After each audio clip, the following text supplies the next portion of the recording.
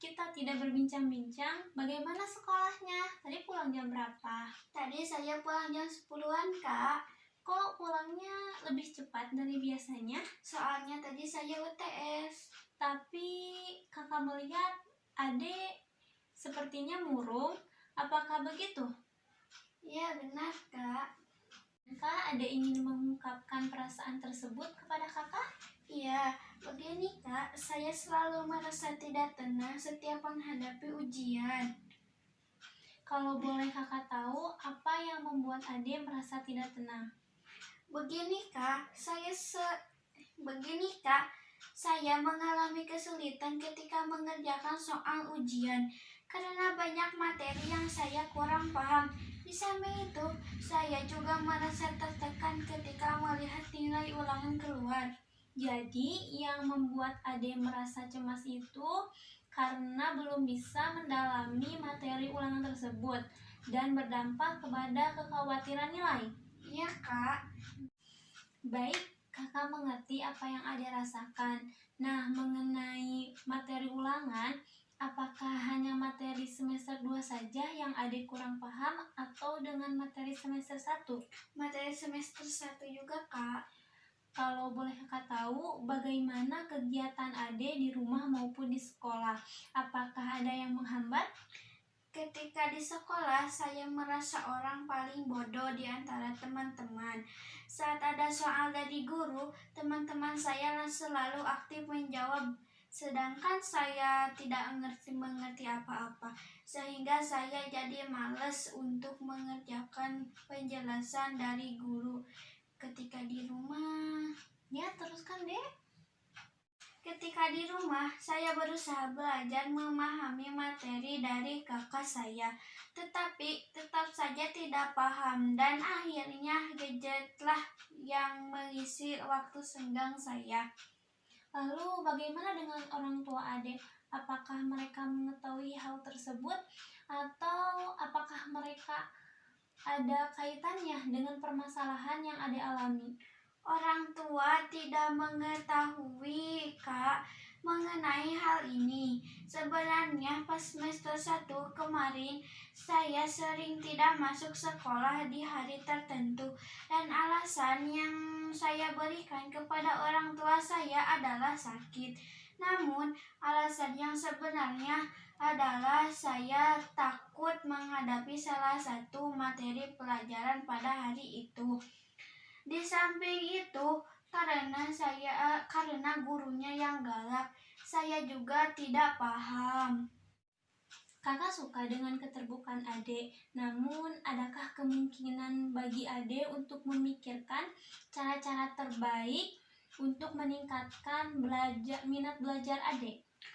Sebenarnya saya ingin belajar kelompok bersama-sama teman-teman, seperti mengerjakan PR, kemudian membahas bersama-sama. Namun saya minder, Kak. Kalau tidak juga, saya ingin agar orang tua saya mengizinkan saya untuk privat. Namun sejauh ini saya belum berani bilang. Dari apa yang Ade katakan, kakak melihat dalam diri Ade ini sebenarnya ada kemauan yang cukup tinggi untuk belajar, namun terhambat oleh rasa pesimis. Apakah begitu? Iya, benar, Kak.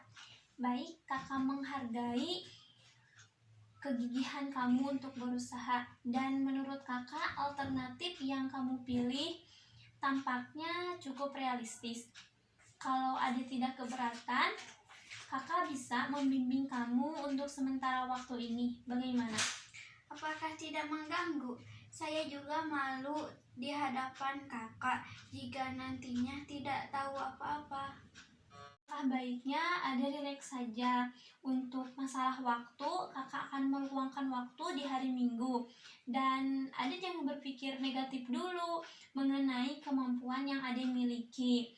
Dan coba deh Ade berbanyak istighfar agar hati dan pikiran Ade merasa lebih tenang.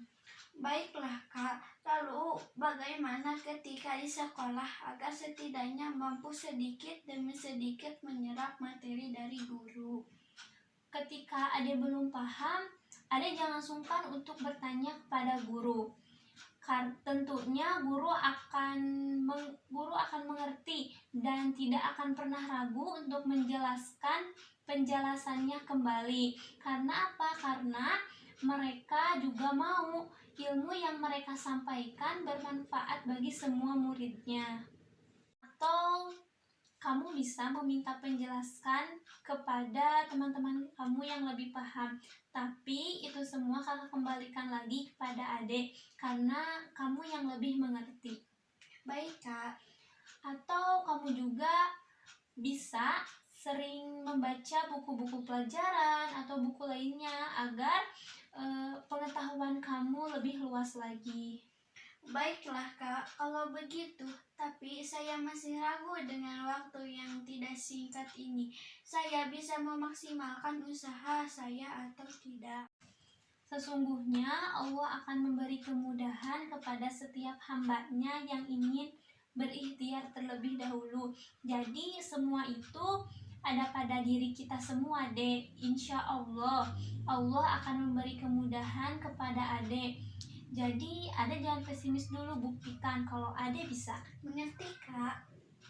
Nah, dari pembicaraan kita sejak tadi, kakak pikir ada beberapa hal yang bisa kita simpulkan sementara. Nah, bisakah Ade mengemukakan kesimpulan sementara tersebut?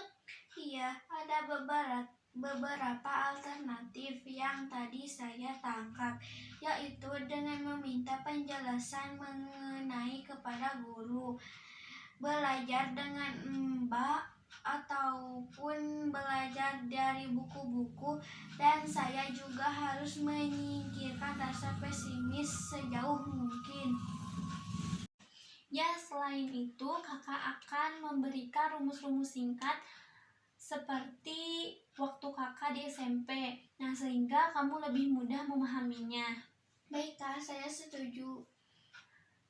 Setelah kita berbincang-bincang, bagaimana perasaan adik? Setelah saya berbincang-bincang dengan kakak, perasaan saya menjadi lega. Saya menemukan titik cerah dari kecemasan yang saya hadapi. Terima kasih ya, Kak. Ya, sama-sama, Dek. Apakah ada hal yang lain yang ingin Ade sampaikan pada kakak? Saya rasa sudah tidak ada lagi, Kak. Baik, jika sudah tidak ada, kita akhiri saja perbincangan kali ini. Kalau masih ada yang mengganjal di hati Ade bisa datang lagi ke kakak ya. Kalau begitu saya pamit dulu ya, Kak. Assalamualaikum. Waalaikumsalam.